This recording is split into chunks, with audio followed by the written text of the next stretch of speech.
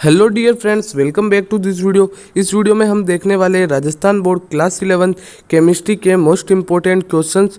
और ये क्वेश्चन सबके बार आपकी वार्षिक परीक्षा 2022 में आने वाले हैं, तो आप इस वीडियो को बिल्कुल भी स्किप ना करें। तो चलिए वीडियो शुरू करते हैं। तो सबसे पहला आपका पहला क्वेश्चन है कि n बराबर 4 के लिए कितने कक्षक संभव है।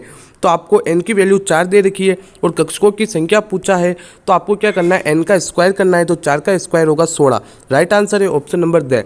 दूसरा है कि निरूपक तत्व होते हैं तो रिप्रेजेंटेटिव एलिमेंट, तो एसवीपी ब्लॉक के तत्वों को ही हम क्या कहते हैं, निरूपक तत्व। तीसरा है कि एल्किन का सामान्य सूत्र होता है, तो एल्किन का सामान्य सूत्र होता है CnH2n। अगला क्वेश्चन है कि 0.0025 के सार्थक अंक कितने होंगे। तो इसका राइट आंसर होगा आपके ऑप्शन नंबर से 2, क्योंकि बाई ओर के शून्य है, उसको हम काउंट नहीं करेंगे। इसके बाद अगला क्वेश्चन है कि निम्नलिखित में से किस अणु की द्विध्रुव आघूर्ण अधिकतम है। तो इसका राइट आंसर होगा आपके ऑप्शन नंबर ब CH4। इसके बाद अगला क्वेश्चन है कि द्रव्य की मुख्य कितनी अवस्थाएं होती है। ये तो ठोस, द्रव, गैस 3 अवस्थाएं होती है। फिर अगला क्वेश्चन है कि थर्मस फ्लास्क में बर्फ है, कौन सा बर्फ है। तो वो आपको बताना है, विलगित निकाय होगा। अगला क्वेश्चन है कि KMnO2 में Mn का ऑक्सीकरण अंक है। तो चलो अब मैं आपका इसका ऑक्सीकरण अंक निकाल कर बताता हूँ। तो हमें किसका पूछा, Mn का, तो हम Mn को क्या मान लेंगे, x प्लस ऑक्सीजन का ऑक्सीकरण अंक आप याद कर लीजिए -2 होता है। और ये कितनी बार, 2 बार, तो इसको हम 2 से मल्टीप्लाई कर देंगे। और इसके ऊपर कोई भी आवेश नहीं है, कोई भी चार्ज नहीं है, तो 0। तो x -4 इजिकल्स टू 0, तो x इजिकल्स टू 4, जो भी कौन सा, प्लस का। तो MnO2 में Mn का ऑक्सीकरण अंक कितना होगा, प्लस का 4। इस तरीके से आपको अगला भी कोई एग्जाम्पल दे दो तो आपको करना है। अगला क्वेश्चन है कि लिथियम के गुण समान होते हैं। तो लिथियम के गुण मैग्नीशियम से समान होते हैं और बेरिलियम के एल्यूमिनियम से क्या होता है, इनमें एक विकर्ण संबंध होता है। इसके बाद अगला है कि निम्नलिखित में से कौन सा नाभिक नहीं है। तो ये होता है R सिंगल बॉन्ड OH।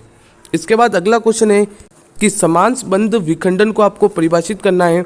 अगला क्वेश्चन है कि C6H14 के संरचनात्मक समावयवियों की संख्या कितनी होगी। इसके बाद आपका अगला क्वेश्चन है कि आदर्श गैस समीकरण लिखिए। और इसके बाद आपका अगला क्वेश्चन है कि जल के अणु की आकृति कैसी होती है। मैं जो क्वेश्चंस बोल रहा हूँ उन क्वेश्चंस को ही आपको याद करने हैं। फिर अगला क्वेश्चन है कि अवोगाद्रो संख्या का मान लिखना है। फिर अगला क्वेश्चन है कि N+N नियम को समझाइए। इसके बाद आपका अगला क्वेश्चन है कि सरलतम तृतीयक एमीन में कार्बन परमाणु की संख्या कितनी होती है। क्योंकि जो ये क्वेश्चंस आपके लिए तैयार किए गए, इसमें कुछ क्वेश्चंस ऐसे भी है जो अब की बार आपके नहीं आ रहे हैं, तो मैं जो क्वेश्चंस बोल रहा हूँ उनको ही आपको याद करना है। फिर सीमांत अभिकर्मक को आपको समझाना है। अथवा में है कि आपको मोलर द्रव्यमान ज्ञात करना है H2O व CO2 का। इसके बाद अगला क्वेश्चन है कि हाइजेनबर्ग का अनिश्चितता का सिद्धांत आपको समझाना है। अथवा में है कि CR व CU के इलेक्ट्रॉनिक विन्यास लिखिए, मोस्ट इंपोर्टेंट है। परमाणु क्रमांक 24 व परमाणु क्रमांक 29 के जो तत्व है उनका आपको इलेक्ट्रॉनिक विन्यास लिखना है। अगला क्वेश्चन है कि निम्नलिखित समीकरण को आपको आयन इलेक्ट्रॉन विधि द्वारा संतुलित करना है। कौन सी भी विधि आ जाए तो आपको क्या करना है, आयन इलेक्ट्रॉन विधि तो याद करनी ही करनी है। भले ही आपको कौन सी भी समीकरण दे दे तो आप एक को सॉल्व कर लीजिए, वरना सभी आप आसानी से सॉल्व करना सीख जाएंगे। फिर अगला है कि रेखांकित का ऑक्सीकरण अंक ज्ञात करना है। तो ऑक्सीकरण अंक ज्ञात करना मैंने आपको अभी सिखाया था, तो आपको उसी तरीके से क्या करना है, इन शब्दों जहाँ पर रेखांकित कर रखा है वहाँ पर आपको ऑक्सीकरण अंक ज्ञात करना है। तो मैं कह रहा हूँ कि ऑक्सीकरण अंक का क्वेश्चन आएगा ही आएगा, भले 1 नंबर का ही क्वेश्चन क्यों ना आए, लेकिन आना पक्का है। फिर अगला जो है वो है कि आपको टिप्पणी लिखनी है, परिरक्षण प्रभाव, विद्युत ऋणता व प्रभावी नाभिकीय आवेश पर। फिर अगला क्वेश्चन है कि परमाणु त्रिज्या किसे कहते हैं, इसको प्रभावित करने वाले कारक को आपको बताना है। और एक क्वेश्चन याद कर लेना कि हाइड्रोजन के समस्थानिक कितने होते हैं और उनका आपको नाम सब याद होना चाहिए। अगला क्वेश्चन है कि आपको टिप्पणी लिखनी है, मुक्त मूलक, प्रेरक प्रभाव, इलेक्ट्रॉन्स नहीं, ये हट चुके हैं आपके, मत देखना। फिर अगला क्वेश्चन है कि अनुनाद से आप क्या समझते हैं, O3 तथा CO3-2 की अनुनादी संरचनाएं समझाइए। और अथवा में क्वेश्चन है कि निम्नलिखित अणुओं की आपको VSPER सिद्धांत के आधार पर सचित्र समझाना है। मतलब आपको वैलेंस VSPER थ्योरी आनी चाहिए। अगला क्वेश्चन है कि कैलोरीमिति या फिर कैलोरीमीटर क्या है। कैलोरीमीटर का आपको सचित्र वर्णन करना है। अथवा में है उष्मागतिक निकाय पर कार्य किए गए का सचित्र वर्णन करो। ओके। फिर अगला है कि कार्बन के अपरूपों का वर्णन करो। कार्बन के अपरूप आप जानते हो, हीरा, ग्रेफाइट, फुलरीन, ये करना है। फिर निम्नलिखित समीकरणों को आपको पूर्ण करना है कि हम HCOOH को 373 केल्विन व H2SO4 की उपस्थिति में कर रहे हैं गर्म, तो क्या बनेगा भाई, तो इस तरीके से। और निम्नलिखित पर आपको टिप्पणी लिखनी है, किस किस पर, अक्रिय युग्म प्रभाव, ग्रीन हाउस प्रभाव, ग्रेफाइट और संकलन। फिर अगला क्वेश्चन है आईयूपीएसी नाम लिखिए। ये चैप्टर 12 था, लेकिन हो सकता है कि चैप्टर 13 की वजह से आपको पूछ ले, तो आप इनको एक बार देख लेना। अगला क्वेश्चन है कि मार्कोनिकोव का नियम और एथेन में स्वरूपण आपको समझाना है। और एक और क्वेश्चन है वुड्स अभिक्रिया, कोल्बे विद्युत अपघटन और ओजोनी अपघटन और बहुलीकरण, इन पर आपको टिप्पणी लिखनी है। इसके बाद आपका अगला क्वेश्चन है कि कैंडेला किस भौतिक राशि का मात्रक है, तो इसका आंसर होगा आपकी ज्योति तीव्रता। अगला क्वेश्चन है कि यदि n बराबर 3 हो तो L के संभव मान, तो L के संभव मान 0, 1, 2 मतलब 3। तो राइट आंसर है option number the all of the above. तीसरा क्वेश्चन है कि निम्नलिखित की अधिकतम त्रिज्या है, तो आपको बताना है कि किसकी अधिकतम त्रिज्या है, तो इसका जो आंसर होगा वो होगा mg। फिर बंध लंबाई न्यूनतम है, तो बंध लंबाई न्यूनतम किसकी है, फ्लोरो की। इसके बाद अगला क्वेश्चन है कि नियोन के अणुओं के मध्य बंध होता है, तो याद कर लीजिए नियोन के अणुओं के मध्य वांडरवाल बंध होता है, क्योंकि नियोन एक अक्रिय गैस है और जो अक्रिय गैसें होती है वो कोई भी बंध नहीं बनाती है, तो वो वांडरवाल बंध ही बनाती है। अगला क्वेश्चन है कि OF2 में आपको O का ऑक्सीकरण अंक निकालना है, तो इसका ऑक्सीकरण अंक मैं आपको निकाल कर बता देता हूँ, जिससे आपको समझने में थोड़ी ज़्यादा आसानी रहेगी। बता दूँ, चलो OF2 में मैं आपको क्या करता हूँ, O यानी कि ऑक्सीजन का ऑक्सीकरण अंक निकाल के बताता हूँ। तो O को मान लीजिए X और फ्लोरीन F की जो ऑक्सीकरण होती है वो होती है -1। इसको आपको मल्टीप्लाई करना है 2 से, क्योंकि F कितनी बार है, 2 बार, कोई भी आवेश नहीं है तो 0। तो X -2 इजिकल्स टू 0, तो X equals to fluorine. Sorry आपको एक बात मैं भूल गया कि जो F होता है उसकी ऑक्सीकरण अंक +1 होता है, याद कर लीजिएगा, +1 होता है। तो ये हो जाएगा +2 और ये उधर जाएगा तो अपने किसका बन जाएगा, -2। तो याद हो गई आपको, अच्छे से समझना है आपको। किसी न्यूनतम एंट्रोपी है तो जो ज़्यादा ठोस होगा उसकी एंट्रोपी न्यूनतम होगी, तो राइट आंसर है ऑप्शन नंबर ब हीरा। फिर क्षारीय धातु की संयोजकता है, तो आपको पता होना चाहिए कि क्षारीय धातु कौन कौन सी है। क्षारीय धातु है HLi, Na, K, Rb, CS, हलीना की रब से फरियाद।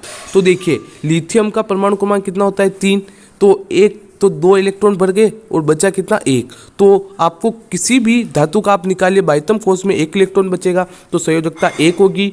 फिर प्रयोगशाला में संश्लेषित प्रथम कार्बनिक पदार्थ मोस्ट इंपोर्टेंट यूरिया है।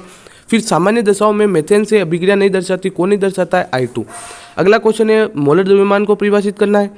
नोडल तल या फिर नोड किसे कहते हैं, द्विध्रुव आघूर्ण किसे कहते हैं, और सिग्मा व पाई बंध की आपको गणना करनी है कि ये जो आपको यहाँ पर एक दे रखा है calculate number of sigma and pi bond, इसके अंदर आपको सिग्मा और पाई बॉन्ड की क्या करनी है, कैलकुलेशन करनी है।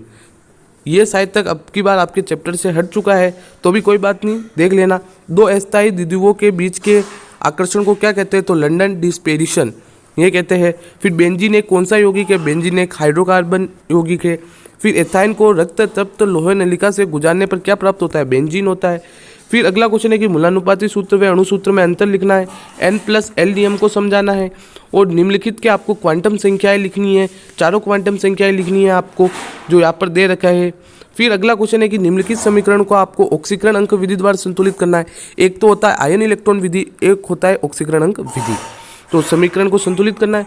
फिर रेखांकित का ऑक्सीकरण अंक ज्ञात कीजिए, मैंने कहा था ना ऑक्सीकरण अंक तो आपको याद करना है, तो आप ऑक्सीकरण अंक याद करना कोई बड़ी बात नहीं है, हो जाएगा आपसे आसानी से। निम्नलिखित के आपको उपयोग लिखने हैं, किस किस के, सोडियम हाइड्रोक्साइड NOH और Na2CO3.10H2O के। अगला क्वेश्चन है कि आपको निम्नलिखित पर टिप्पणी लिखनी है, आयनन एंथैल्पी और परमाणविक त्रिज्या। और एक और क्वेश्चन है कि धातु अधातु और उपधातु का आपको क्या करना है, समझाना है। इसके बाद आपका अगला क्वेश्चन हम देखते हैं जो आपके एग्जाम में आने वाला है, तो अनुनाद प्रभाव पढ़ना है आपको। निकाय को परिभाषित कीजिए और इसके प्रकारों का आपको सचित्र वर्णन करना है, और ये जो टेबल दे रखी है उस टेबल को आपको कंप्लीट करना है, अच्छे से देख लेना है इस क्वेश्चन को भी। फिर अगला क्वेश्चन है कि VSPER सिद्धांत के आधार पर निम्नलिखित अणुओं की आकृति का आपको मिलान करना है। और अथवा में एक क्वेश्चन है कि संकरण किसे कहते हैं, C2H6 व C2H4 में संकरण को आपको सचित्र वर्णन करना है। अगला क्वेश्चन है कि IUPAC नाम वाला रहने देना। फिर परोक्साइड प्रभाव और एथाइन का कक्षीय चित्र इंपॉर्टेंट है, देखना है। निम्नलिखित रासायनिक समीकरण को पूरा करना है, तो CaCO3 को हम गर्म करेंगे तो हमें CaO और CO2 मिलेगा। और इसके बाद अगला क्वेश्चन है कि CH2 double bond CH2 + Br2, तो ये Br2 है वो एक CH के साथ जुड़ जाएगा, तो ये देख लेना आप, यहाँ पर मैंने कर भी रखा है। फिर यहाँ पर एक दे रखा है CH3 single bond CH double bond CH2 plus O3 Zn और H2O, तो ये हो जाएगा CH3CHO प्लस HCHO। फिर अगला क्वेश्चन है कि निम्नलिखित के परिवर्तनशील ऑक्सीकरण अवस्था पर चर्चा करनी है। B2TL और C2PB। आपको कारण बताना है कि हीरे में संयोजक बंध उपस्थित होने पर भी इसका गलनांक उच्च क्यों होता है। और दूसरा है कि B से BF6-3 का निर्माण नहीं हो सकता, क्यों। और निम्नलिखित पर आपको टिप्पणी लिखनी है, जो कि अब की बार आपके नहीं है। तो ये कुछ इंपॉर्टेंट क्वेश्चंस है, हो सकता है कि इनसे क्वेश्चंस आपके एग्जाम में बने। तो आपको ये वीडियो कैसी लगी कमेंट बॉक्स में अपना फीडबैक जरूर दें। और अगर ये वीडियो पसंद आई है तो इस वीडियो को लाइक करें, शेयर करें, और चैनल पर पहली बार हो तो चैनल को सब्सक्राइब करने के साथ ही पास में आने वाले बेल आइकन को प्रेस करें।